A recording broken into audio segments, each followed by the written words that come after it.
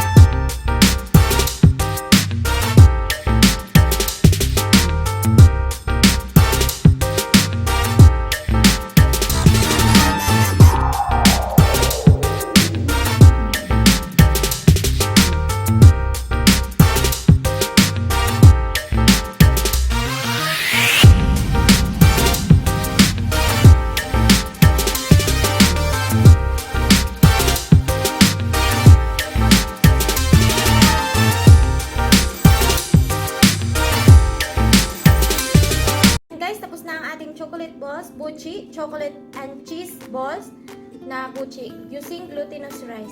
Ngayon, kakainin na namin siya. Kainan na!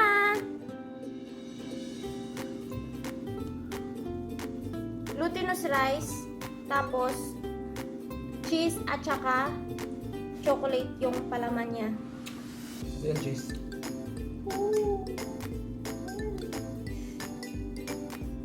Sobrang kunat niya, guys. Sarap niya.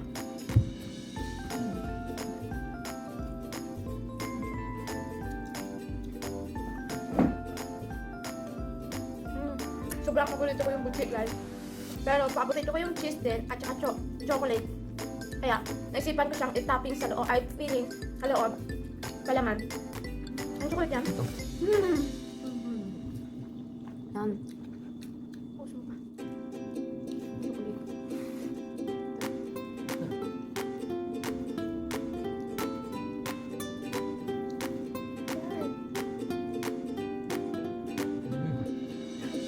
Sarap ito.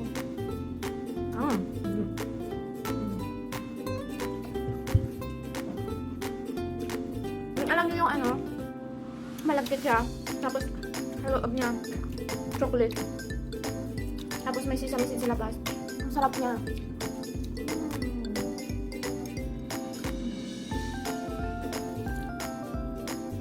Sarap na po.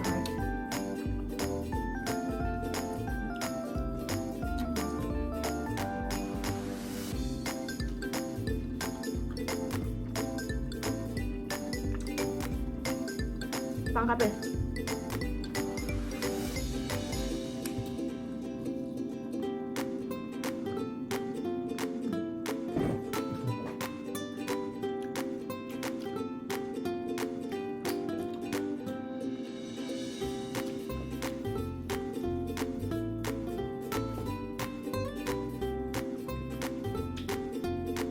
Perfect sa mga bata. Ako.